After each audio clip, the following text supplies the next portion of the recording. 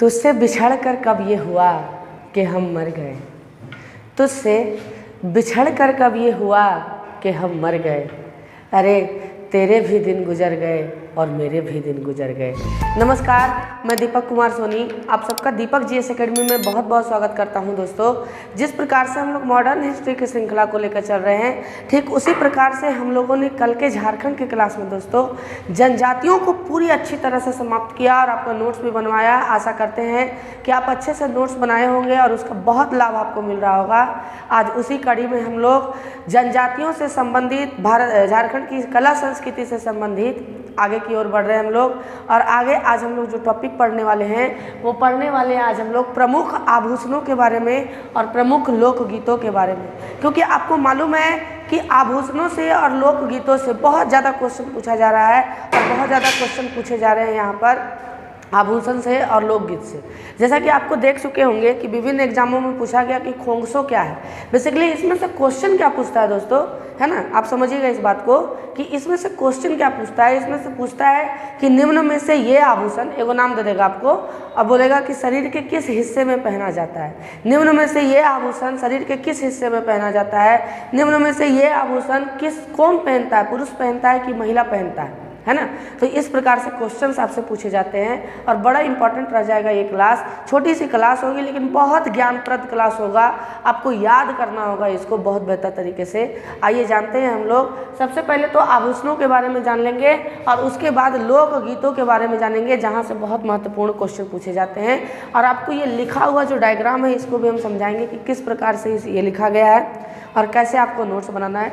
आइए जानते हैं प्रमुख आभूषणों के बारे में, झारखंड के प्रमुख आभूषणों के बारे में बात करें, है ना। एक तरफ देखिए अंग है और दूसरी तरफ आभूषण है कि किस अंग में कौन सा आभूषण पहना जाता है, ये यहाँ पर दिखाया गया है। और आप देखिएगा बड़ा इंपॉर्टेंट क्वेश्चन पूछा हुआ है यहाँ से दोस्तों। आप देखिए यहाँ पर कि कौन कौन सा बाल में जनजातियों के द्वारा खोंगसो, मोस्ट इंपॉर्टेंट, कई बार ये पूछा गया है कि खोंगसो किस शरीर का आभूषण है, किस अंग का आभूषण है। तो बाल में खोंगसो, जैसे आप लोग कैसे खेपा बांधते हैं तो ऊपर से बैक पिन लगाते हैं, है ना। तो back pin, basically back pin ही एक प्रकार से खोंगसो होता है ना। खोंगसो का बात करें तो खोंगसो बाल में पहना जाता है। सुर्रा खोंगसो ये भी बाल में पहने जाने वाला आभूषण है। उंडू आप लिखते चलिएगा और बेहतरीन नोट्स बनाते चलिए। उंडू ये भी बाल में पहनने वाला आभूषण। झीका ये भी बाल में पहनने वाला आभूषण। चिरो, चिल्पो, खोखरी, बेरा। बेसिकली बेरा जो है यहाँ पर आप लोग समझ चुके होंगे कि बेरा का मतलब होता है जो बच्चा को पहनाया जाता है बेरा, उसको बेरा कहते हैं। लेकिन नहीं, यहाँ पर आप समझिएगा कि जनजातियों में बेरा एक प्रकार का आभूषण होता है जिसको पुरुष लगाते हैं अपने बाल में, ये महिलाओं के लिए नहीं है। बेरा जो होता है ये बाल का आभूषण होता है जिसको पुरुष लगाते हैं अपने बाल में, आपको याद रखना है। आगे आइए कि सिर में पहनने वाले जो आभूषण होते हैं वो कौन होते हैं दोस्तों। बेसिकली कलगा, मोरपंख, टीका, जिंतो को सिलपट भी कहा जाता है, याद रखना है आपको। बंडो पगड़ी, और बंडो पगड़ी बेसिकली पुरुष पहनते हैं। एक तरह से पगड़ी में ये पहनने वाला यानी सर में पहनने वाला एक प्रकार का आभूषण है ना। तो बंडो पगड़ी पुरुष पहनते हैं। बाकी इधर जिनमें भी पुरुष नहीं लिखा हुआ है वो महिलाएं पहनती है, आपको ध्यान में रखना है और अच्छे से नोट्स बनाते हुए चलना है आपको। ललाट में पहनने वाला, ललाट आप समझ रहे हैं, ललाट का मतलब ये वाला हिस्सा होता है। ललाट में पहनने वाला जिसको पटवारी कहते हैं या पटमौरी भी कहा जाता है, इसको पटवारी या पटमौरी भी कहा जाता है, इसको याद रखना आपको। पटमौरी, आप लोगों ने बेसिकली पटमौरी देखा होगा जब किसी का शादी विवाह होता है तो आप देखेंगे कि कृष्ण भगवान और राधा जी का जो फोटो एक सटा हुआ होता है और यहाँ से ऐसे बांध के उसको साटा जाता है। तो एक तरह से वही पटमौरी हुआ दोस्तों। मौरी अलग है, पटमौरी अलग है। पटमौरी लड़का लड़की दोनों को पहनाया जाता है और मौरी बेसिकली जो पहनते हैं वो लड़का ही पहनते हैं, याद रखना है आपको, है ना। पटमौरी जो होता है या पटवारी जिसको बोल रहे हैं वो ललाट में यहाँ पर बनता है, यहाँ पर कागज टाइप का रहेगा, यहाँ पर बनेगा पटमौरी या पटवारी, है ना। कान में पहनने वाला आभूषण देखिए तरकी, कर्णफूल, लवंग फूल, पानरा, तरकुला, बीडियो, थिरपी, पिपरता, तरपत और कुंडल। कुंडल बेसिकली पुरुष पहनते हैं, है ना, आपको याद रखना है। कौन कौन से, तरकी, कर्णफूल, लवंग फूल, पानरा, तरकुला, बीडियो, थिरपी, पिपरता, तरपत। और कुंडल, कुंडल पुरुष पहनते हैं, बाकी सब महिलाएं पहनती हैं कान में। ऐसे भी आप देखे होंगे कि पुरुषों का कुंडल। देखिए हिंदू धर्म में दोस्तों, हिंदुत्व में कहा गया है कि कान हर व्यक्ति को छिदवाना चाहिए। कर्ण भेद एक तरह से 16 संस्कारों में होता है, लेकिन आज हम लोग पाश्चात्य सभ्यता की तरफ उठ गए हैं, तो पाश्चात्य सभ्यता के इतने ज़्यादा आदी हो गए हैं, इतने ज़्यादा शौकीन हो गए हैं हम, है ना, कि हमको तो ये भी मालूम नहीं है, या हमारी पीढ़ी को तो मालूम ही नहीं है, आने वाली पीढ़ी को तो ये भी मालूम नहीं होगा। उन लोग भी इसी तरह से लिख के पड़ेगा कि धोती क्या होता था। हम लोग तो बेसिकली जान रहे हैं कि दादा वगैरह पहनते थे धोती और कुर्ता पैजामा, उन लोग ये भी नहीं जानेगा कि धोती क्या होता था, कुर्ता पैजामा क्या होता था। उन लोग तो सीधा बोलेगा शॉर्ट्स पहनते हैं हम लोग, पैंट पहनते हैं हम लोग, फुल पैंट पहनते हैं, उतना झंझट कौन लेगा लपेटे का, है ना, सीधा चढ़ाइए और बटन बंद कीजिए, हो गया क्लियर काम, है ना। लेकिन फिर भी आप सुनिए, हमारी संस्कृति बहुत बेहतर है दुनिया में और इसको खोना नहीं चाहिए व्यक्तियों को, है ना, याद रखिए। नाक में पहनने वाला नथ, नथनी, छुच्छी, मकड़ी। आप समझिए छुच्छी जो होता है बेसिकली कील को कहा जाता है, जिसको नोचपीन कहते हैं, उसको छुच्छी कहा जाता है। नथ और नथनी बेसिकली जो गोल वाला होता है ना दोस्तों, गोल वाला यहाँ से पहना के शादी विवाह में ही ये चढ़ता है वगैरह, शादी विवाह में ज़्यादा पद्धति है इनकी। यहाँ से बड़ा का गोल का एकदम ओठ तक लटका हुआ होगा और यहाँ से बाल में इसका लरी गया होगा, उसको नथ या नथनी बोला जाता है, ये जानते हैं। गला में पहनने वाले आभूषण को हंसुली गला में पहना जाता है। हंसुली जैसे आप देखे होंगे बूढ़ी बुजुर्ग, अब तो हंसुली चलता ही नहीं है, अब तो छोटा सा लॉकेट पहन लेता है आदमी, उसी में खुश हो जाता है, अब हंसुली चलता ही नहीं। हंसुली बेसिकली क्या है कि हंसुली जो होता है ना, एक प्रकार का चांदी का, एकदम प्योर चांदी का होता था वो, और इससे एकदम कड़ी, जैसे हाथ कड़ी कैसे लगाता है वैसे कड़ी लगाया जाता है, उसको हंसुली बोलते थे हम लोग। हंसुली पहले गला में पहना जाता है, अभी भी जनजातियों में बड़ा प्रसिद्ध है हंसुली। बेरनी, चंदवा, हिसीर, सकड़ी, ठोसा, है ना, खमिया, पून, बुनिया, सिकड़ी, ताबीज पुरुषों को पहना जाता है, ताबीज महिलाएं नहीं पहनती है बेसिकली, है ना, ताबीज पुरुषों में पहना जाता है। ये कहाँ पहना जाता है? गला में पहना जाता है। हंसुली, बेरनी, चंदवा, हिसीर, सकड़ी। सकड़ी और सिकड़ी दोनों अलग अलग आभूषण है, लेकिन पहना जाता है दोनों गला में। ठोसा, खम्बिया, पून, बुनिया, सिकड़ी, ताबीज। बाह में पहना जाने वाला जो आभूषण है दोस्तों, याद रखिएगा आप, ये देखिए कई बार पूछा गया है खागा। खागा कहाँ पहना जाता है? बाह में पहना जाता है खागा। तार साकोम, है ना, खागा के बाद तार साकोम। तार साकोम और खागा बाह में पहना जाता है, एक तरह से समझिए बाजू बंद एक प्रकार का होता है, ये याद रखना है आपको। हाथ में पहना जाने वाला है शंखा। आप जानते हैं शंखा बेसिकली हाथी के दांत के पहले बनाए जाते थे शंखा, है ना, और काफ़ी महंगे होते थे, लेकिन अब बैन है एक तरह से, तो ये बिकता नहीं है, अगर कहीं बिकता भी है तो काफ़ी महंगा होता है, जनजातियों के परिवेश से दूर हो जाता है ना। शंखा, झुटिया, घुंघूर, सिली, बाइकल, राली, लाठी। लाठी आप लोगों ने देखा होगा कि लाठी बेसिकली क्या होता है कि लाह का बनता है लाठी, है ना, और लाठी शादी विवाह में बहुत ज़्यादा प्रचलित है, उस पर जड़ी का काम भी किया जाता है। तो लाठी ये हाथ में पहनने वाले आभूषण है। साकोम, झुटिया, बटरिया, टिडोर। टिडोर पुरुष पहनते हैं हाथ में, आपको याद रखना है, और अच्छा से नोट्स आप बनाते चलिए। बेसिकली देखिए दोस्तों, इसमें समझाने का उतना कोई चीज़ नहीं है, क्योंकि कला संस्कृति यहाँ पर रटना होगा आपको वर्ड, है ना, कि खोंगसो बेसिकली कहाँ पर पाए जाते हैं, कहाँ पर पहना जाता है, तो बाल में पहना जाता है। खागा बाह में पहना जाता है। तार साकोम बाह में पहना जाता है, ये सब आपको याद रखना है। कमर में कमरधनी, आप लोग जानते हैं कमरधनी के बारे में, विशेष तौर पर चांदी और सोना का भी बनता था कमरधनी। यहाँ पर ऐसे बांधते थे लोग, जो साड़ी वगैरह पहनते थे उसके ऊपर से बांध लेते थे, तो उसको कमरधनी बोला जाता था, है ना। पैर में बटरिया, पाँक बंकी, है ना। अन्य जो होते हैं वो देखिएगा सांगा और गोदना। इसमें सांगा और गोदना भी एक प्रकार का आभूषण ही माना जाता है। जैसे मान लीजिए कि जिसका आभूषण नहीं है, या तो एकदम गरीब परिवार से बिलोंग कर रहा है, एकदम गरीब परिवार से बिलोंग कर रहा है, तो वहाँ पर क्या होगा कि ये लोग गोदना गोदवा लेते थे, यहाँ यहाँ यहाँ यहाँ। जैसे कि एक जनजाति के बारे में आपको भूगोल के में पढ़ाया जाएगा, है ना, कि राम नामी जनजाति है। उन लोग पूरा शरीर पर पूरा राम नाम का अति करवाया रहता है, पूरा शरीर पर राम नाम को करवाया रहता है वहाँ पर, है ना।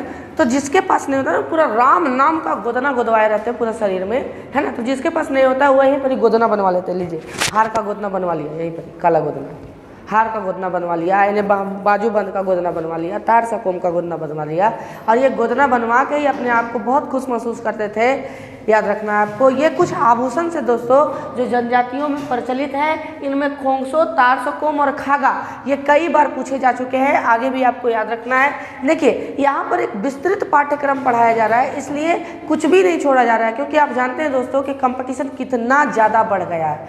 और मेरे ख्याल से ये एकमात्र प्लेटफॉर्म है आपका, ये एकमात्र चैनल है जहाँ पर रेगुलर क्लासेस आपको झारखंड की मिलेंगी, रेगुलर क्लासेस आपको बिहार की मिलेंगी और रेगुलर क्लासेस आपको जीएस के मिलेगी, एकदम ऑफलाइन कक्षाओं के जैसा, है ना। अगर आपने हमारा टेलीग्राम चैनल नहीं ज्वाइन किया तो उसको ज्वाइन करें, क्योंकि वहाँ मॉडर्न हिस्ट्री की जो होती है वो नोट्स भी प्रोवाइड करवाई जाती है जब एक एक चैप्टर समाप्त हो जाता है तब। आइए जानते हैं हम लोग झारखंड के अगले कड़ी में लोकगीतों के बारे में जानते हैं। बेसिकली लोकगीत का अर्थ क्या होता है दोस्तों? लोकगीत का अर्थ होता है कि जो विशेष क्षेत्र में गाए जाते हैं, जो जनजातियों के द्वारा गाए जाते हैं, इनके अपने पर्सनल गीत, है ना। ये नहीं कि उदित नारायण साहब ने जो हिंदी गीत गाया वो लोकगीत है, नहीं, लोकगीत नहीं। लोकगीत जैसे भोजपुरी में गाया जा रहा है, एकदम बिरहा उरहा, ये सब लोकगीत हुआ, है ना। तो उन लोकगीतों के बारे में जानेंगे। तो लोकगीतों के बारे में आइए हम चर्चा करते हैं। कुछ तो लोकगीत है दोस्तों जो विशेष जनजाति में प्रचलित है। यहाँ पर देखिए आपको समझना क्या है, जो काले अक्षर में लिखे गए हैं वो हर एक जनजाति में प्रचलित है। आ रहा बात समझ में? जो काले अक्षर में लिखे गए हैं वो हर एक जनजाति में प्रचलित है ना। जगह की कमी होने की वजह से यहाँ पर हम लोगों ने इस तरह का किया है, ठीक है, कि काले अक्षर में जो लिखे गए हैं वो विशेष हर जनजाति में गाया बजाया जाता है। क्यों? क्योंकि ये विशेष अवसरों पर ही गाया बजाया जाता है। और जो ब्लू अक्षर में लिखे गए हैं वो बेसिकली देखिए संथाल, मुंडा, हो और उरांव में सर्वाधिक प्रचलित है। लेकिन अर्थ यहाँ पर आपको जानना और विशेष ज़्यादा ध्यान देना आपको काले अक्षरों वालों पर, और बहुत महत्वपूर्ण रह जाएगा ये। जैसे कि देखिए संथालों में क्या क्या लोकगीत प्रचलित है। दौड़, ये विवाह संबंधी लोकगीत है, विवाह के समय संथालों में गाया जाता है। वीर सेरेन, ये जंगल लोकगीत है, जब लोग शिकार खेलने जाते हैं तो वीर सेरेन लोकगीत गाते हुए जाते हैं। सोहराय, लंगेड़े, मिंसार, बहा, दसाय, पतवार, रीजा और डाटा। देखिए अब यहाँ पर इसको बताने का मतलब क्या हुआ, आप समझिएगा इस बात को, कि आपसे पूछ देगा कि रीजा, जनजातियों में प्रचलित रीजा क्या है, दे देगा। लोकगीत है, आभूषण है, लोक नाट्य है, कि क्या है ये, पेंटिंग कला है, क्या है ना। इसीलिए आपको यहाँ पर नोट्स भी करते चलना है और आपको बेहतर तरीके से ध्यान देना है कि कौन कौन सा है। थोड़ा सा सिर्फ याद रखिएगा, जिसकी विशेषता हम तो बता ही रहे हैं, लेकिन थोड़ा सा याद रखिएगा कि सोहराय, लंगेड़े, मिंसार, बाहा, दसाय, पतवार, रीजा और डाटा ये लोकगीत हैं जो सर्वाधिक प्रचलित हैं। किनमें? संथालों में प्रचलित है। इसके अलावा डहार, मतवार, भिनसार, गोलवारी, धुरमजाक, रिंजो, झीका आदि गीत भी इनमें प्रचलित है। आपको बस इतना ही याद रखना है कि ये सब गीतों के प्रकार हैं, लोकगीतों के प्रकार हैं, बस, है ना। मुंडाओं में अगर बात करें दोस्तों तो इनमें जदुर लोकगीत काफ़ी प्रसिद्ध है। जदुर नृत्य भी होता है, आपको बताएंगे जब नृत्य पढ़ाएंगे तो, है ना। ये देखिए सरहुल और बाहा पर्व से संबंधित लोक नृत्य है। ये बाहा पर्व ही, सरहुल को ही बाहा पर्व कहा जाता है, या बा पर्व कहा जाता है ना, ध्यान दीजिएगा। तो जदुर जो है वो मुंडाओं से ज़्यादा संबंधित है और जदुर गीत इनमें गाया जाता है। देखिए गेना, गेनाव और जदुर, गेनाव और जदुर ये जदुर लोकगीत के पूरक है ना। गेनाव और जदुर क्या है? जदुर लोकगीत के पूरक है। जदुर लोकगीत के साथ इन्हें भी गाया जाता है कोरस के रूप में, याद रखिएगा। देखिए अडंगी, ये विवाह संबंधी लोकगीत है मुंडाओं में। क्या है? विवाह संबंधी लोकगीत है मुंडाओं में। अभी देखिए सारे काला वाला को हम छोड़ते जा रहे हैं, क्योंकि एक बार इसको पढ़ा ले फिर काला वाला का डिस्कस करेंगे, जो बहुत महत्वपूर्ण रहेगा, उसको याद करना आपके लिए, ठीक है। जरगा और कर्मा ये बेसिकली मुंडाओं में सर्वाधिक प्रचलित है। जरगा और कर्मा जो लोकगीत है वो मुंडाओं में प्रचलित है। हो में आए तो वाह जो लोकगीत है वो बसंत लोकगीत है, बसंत ऋतु में हो जनजाति के द्वारा गाया जाता है। हैरो, ये धान की बुआई के समय गाया जाने वाला लोकगीत है। ये पूछा गया क्वेश्चन है कि हैरो बेसिकली है क्या, तो संगीत कला है, लोकगीत है। और ये कब गाया जाता है? तो ये गाया जाता है धान की बुआई के समय ये गाया जाता है दोस्तों। फिर नोमनामा, नोमनामा ये नए अन्न के अवसर पर गाया जाता है। जब नया अन्न क्या होता है? पकाया जाता है। जब नया अन्न को पका के खाया जाता है तो नए अन्न के खाने की खुशी में कि हम लोगों ने क्या किया, नए अन्न को उपजाया, और नए अन्न को अच्छा से पका के और इसी का भोजन हम लोग कर रहे हैं, तो उसकी खुशी में एक जो खुशी होता है उसको व्यक्त करते हैं ये नोमनामा के गीत के तहत। कि नोमनामा क्या है? एक प्रकार का गीत है जो नए अन्न को पका के खाने के समय गाया जाता है। बहुत अच्छा से आपको याद रखना। उरावों में देखिए सरहुल गीत गाया जाता है बसंत के समय, ठीक है। जतरा गीत सरहुल के बाद गाया जाने वाला गीत है ये जतरा। कर्मा गीत जतरा के बाद गाया जाने वाला ये गीत है। धुरिया, आषाढ़ी, जदुरा, मठा आदि गीत के प्रकार हैं जो उरावों में सर्वाधिक प्रचलित है। प्रचलित सभी जनजातियों में है दोस्तों, लेकिन आपको यहाँ पर याद रखना है कि सबसे ज़्यादा प्रचलित इन जनजातियों में है। और लेकिन जो काले अक्षर से लिखे गए हैं ये किसी विशेष उत्सव पर गाए जाते हैं। और यहाँ से क्वेश्चन आपको पूछ देगा कि विशेष उत्सव पर गाए जाने वाले लोकगीत कौन कौन से हैं। तो आइए जानते हैं कि कौन कौन से लोकगीत हैं जो विशेष उत्सव पर गाए जाते हैं। जैसे प्रातः कली, तो प्रातः कली का अर्थ भी आप समझ रहे होंगे, प्रातः मतलब सुबह, है ना। तो सुबह के समय में, भोर के समय में जो गाया जाता है ना, प्रातःकाल के समय में जो गाया जाता है, इनमें जनजातियों में, सभी जनजातियों में बेसिकली उसको प्रातः कली गीत कहते हैं। देखिए झंझाइन, कई बार पूछा जा चुका है कि झंझाइन किस प्रकार का गीत है। तो ये महिलाओं के द्वारा गाया जाता है और ये जन्म के अवसर पर गाया जाता है। किसी के जन्म के, किसी का बाल बच्चा जन्म लिया तो वहीं पर ही महिला लोग जाके और पूरा एकदम गाना वाना गाते रहते, ढोल वोल बजा के, तो उसको झंझाइन गीत कहते हैं। जनजातियों में प्रसिद्ध है ये, याद रखिएगा कि ये विशेष अवसर किसी के जन्म के समय ही झंझाइन गाया जाता है ना। दैड़धरा ये वर्षा ऋतु में देवस्थानों में गाया जाता है। ये देवताओं में, समझिए कि मंदिर उंदिर में जाके वर्षा ऋतु में क्या गाया जाता है? देवस्थानों में गाया जाता है वर्षा ऋतु के समय। दोस्तों बहुत महत्वपूर्ण रहेगा दैड़धरा। अधरतिया ये मध्य रात्रि को गाया जाता है। मध्य रात्रि को अधरतिया गाया जाता है। आधा रात में अधरतिया, है ना, मध्य रात्रि को गाया जाने वाला। मतलब कि कोई आदमी सुतल है घर में, 12 बजे उठ के पूरा गाने लगा गाना वाना। बोला कह रहे पगला उगला गया का भाई, पागल उगल तो नहीं ना हो गया? बोला नहीं, हम अधरतिया गीत गा रहे। समझिए इस प्रकार की प्रथाएं भी हैं इनमें, अधरतिया गीत का प्रथा है इनमें। आइए देखते हैं कजली। बेसिकली कजली को बड़ा अच्छे से समझना है। ये वर्षा के समय गाया जाता है और कजली कई बार पूछा गया। कजरी नहीं, कजरी उत्तर प्रदेश में फेमस है ना, लेकिन जनजातियों की जो लोकगीत है वो कजली है। आपको बड़ा अच्छा से ध्यान में रखना है। औंधी ये विवाह के समय गाया जाने वाला गीत है। औंधी। अंगनई ये महिलाओं के द्वारा गाया जाता है। झूमर आप जानते हैं कि झूमर एक नृत्य है और उसी नृत्य के समय में, झूमर के समय में क्या होता है? बेसिकली इस गीत को गाया जाता है। आप लोगों ने देखा होगा कर्मा पूजा में, अगर आप झारखंड के निवासी हैं तो, है ना। मैंने तो बहुत देखा है दोस्तों, क्योंकि मैं झारखंड के परिवेश में बहुत रहा हूँ और एक तरह से मेरा जीवन ही झारखंड में एक तरह से बीत रहा है और बीता है। तो ध्यान से समझिएगा कि झूमर क्या होता है कि कर्मा जैसे हुआ, कर्मा का गाछी खुसाया, है ना, और उसके बाद कर्मा पूजा हुआ। रात भर स्त्री और पुरुष जागते हैं और एक दूसरे के हाथ में हाथ डाल के और पाँव को एक पग आगे और 2 पग पीछे करके और एक नृत्य करते हैं। उसे ही क्या कहते हैं? झूमर नृत्य। और उसी के समय में ये गाया जाने वाला गीत है झूमर। अब देखिए उदासी, उदासी जो गीत है ये नृत्य लेस गीत है। अभी तक जितने भी आप लोगों ने पढ़ा उसमें गा करके और नाचता भी लोग था, लेकिन इनमें नाचा उचा नहीं जाता है। ये उदासी गीत गर्मी में गाया जाता है और पावस गीत वर्षा में गाया जाता है। इसमें सिर्फ गाना गाता है लोग, इसमें किसी भी प्रकार का आपको समझिए कि नृत्य नहीं होगा, इसमें किसी भी प्रकार का आपको डांस नहीं देखने के लिए मिलेगा।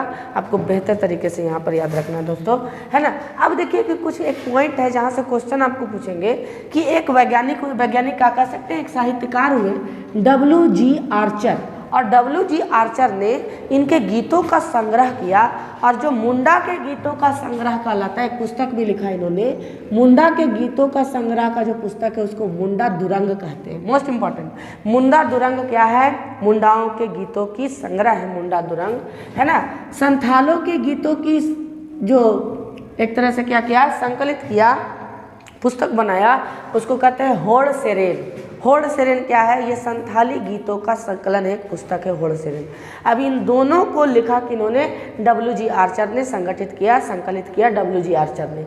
अब देखिए उरांव के गीतों का जो है वो संग्रह कहलाता है लिलखोर से खेल, है ना। पुस्तक का नाम ही है लिलखोर से खेल। तो कभी आपसे पूछे कि लिलखोर से खेल क्या है, तो आपको बताना है कि लिलखोर से खेल किसी भी प्रकार का खेल नहीं है, बल्कि ये क्या है?